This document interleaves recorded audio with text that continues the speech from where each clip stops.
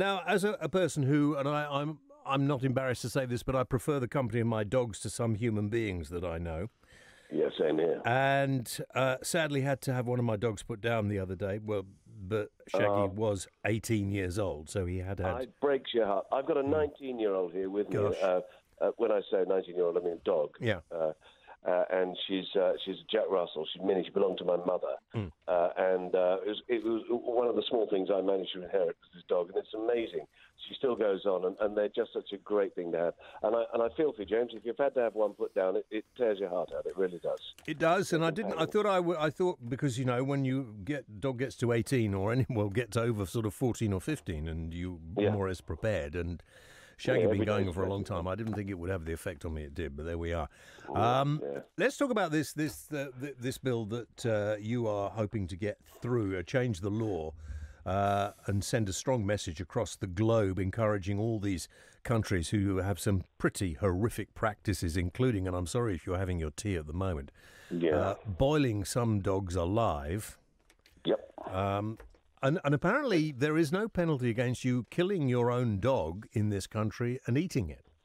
No, that's the anomaly in the law. It's the loophole that I was astounded to discover, that you can, in your private premises, slaughter your own dog, and then, if you like, you can eat it. You're not allowed, for commercial purposes, abattoirs aren't allowed to kill them in this country, and as far as we know, there is no case of people eating dog meat in this country. But this loophole is there, and I was astounded to find out that it's still legal to do that. So I thought this kind of needed closing up. Not because we have, we have instances of dog meat eating happening, but to send a message across the globe. And I always use the analogy of our stance on the ivory trade. We don't have elephants roaming the southeast counties or anywhere else in Britain for that matter, but we had a huge influence on what goes on with poaching the elephant. So here is a practice that goes on across the globe. Some 30 million dogs a year are slaughtered for their meat. And the really horrific thing, which is why I really want to get to grips with this, is that it is believed in some quarters of the globe, and I won't isolate countries, but there are certain countries where it is believed that if the animal is under stress and in pain when it dies, the meat is better. It's good for you medicinally. Because of the adrenaline. The adrenaline flowing through the animal. You mentioned boil alive. They blowtorch them alive, and I've seen some horrendous. I don't know how you can. Yeah, I don't know how you can watch those videos. I can't watch them. And it's not just dogs, James. It's cats as well. I know. Although I'm the dog man, I have 3 dogs. So I decided to do something about this. Now we've got the agriculture bill coming up. So I put in an amendment specifically outlawing the consumption of dog meat in the UK. And what is fascinating, that was noticed by members of Congress, and they wrote a letter directly to Theresa May saying, will you support Giles Watling MP's amendment on this? He's taking a boat stance and yada yada. I mean, good for them for being on side, because the USA outlawed it last year. And I'm ashamed to say our country is a little bit behind the curve on this one. Yeah. Austria, Hong Kong, Singapore, Germany, part of Australia, and indeed the USA have all banned this. Why don't we bring pressure to bear on countries like China, that we are hoping to do a lot of business with? Because, it seems to me that if there's money involved at the moment, your friend Mr. Jeremy Hunt, the Foreign Secretary, is starting to bring pressure to bear on Germany to lift the ban on selling arms to Saudi Arabia, even though nobody has taken responsibility or been charged with the death of the journalist the other day, which was horrendous. And nobody, of course, is talking about what the Saudis are doing in Yemen with weapons they have bought from us. Absolutely. We turn a blind eye if it suits us, which I don't think is really acceptable in this day and age. Well, I think to a certain extent it's ever been us. But I've got to say, James, I'm not qualified to talk about arms trade. No, I know. I threw that in, so I won't. But let's talk about 30 million, right? Let me get that right. 30 million dogs are eaten every year around the world. 10 million slaughtered in China. Well, I mean, there's a cruelty aspect, isn't there? But there's 2 arguments. You can say the cruelty, obviously that's wrong, but why is eating dogs wrong? Well, exactly. I mean, that's my point. In my view, if we eat meat, and I have nothing against, but people eat meat, that's fine. I eat meat. We have to honour the animal we eat. we give it a good life and as stress-free and painless a death as possible.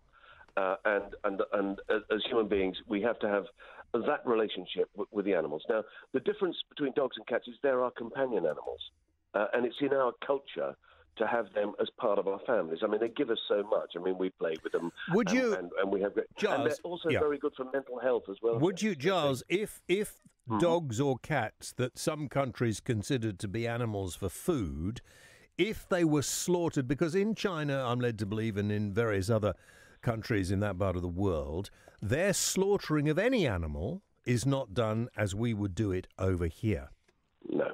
And maybe we need to look at that and the whole picture. Animal rights is generally not good, yeah. And of course, if animal rights are no good, then you usually find human rights are not much better either. Exactly, and we lead the world in animal rights legislation in this country. And all I'm trying to do is plug a loophole that I've spotted in our legislation, and that will send a message to other countries. Now, I would find the eating of cat or dog meat abhorrent. But then, I'll kill a mosquito, I'll kill a wasp. There's a line to be drawn somewhere. But I think what the whole point is, the real point of all this is animal cruelty, welfare for animals. We must respect the animals. Do you think Michael Gove will join you with this? Because, of course, you've got to get him as the Environment Secretary involved too, haven't you? Absolutely. And I've been having conversations with David Rutley, the minister concerned, and I have spoken briefly to Michael, although I don't get much time with him, as you'll understand. And I've had sort of some positive noises. DEFRA are coming up with some suggestions, and as I said in my speech today in the Westminster Hall debate, I shall await to see what they say before we go any further. But I believe it can be done with secondary legislation. And the other thing about this piece of legislation, it will cost us nothing. It will cost us nothing to put it there. It will cost us nothing to enforce because there are no instances of it happening. But it will wave a big flag to the world that this is where we stand. Also, it's interesting to note that Taiwan and Hong Kong have already banned this. Yeah, that's right. The consumption of dog meat they've banned. Yeah, they have, yes, as have Singapore. So we are behind the curve. It's a Western thing. We are behind the curve. I mean, and the latest country to do that was the United States.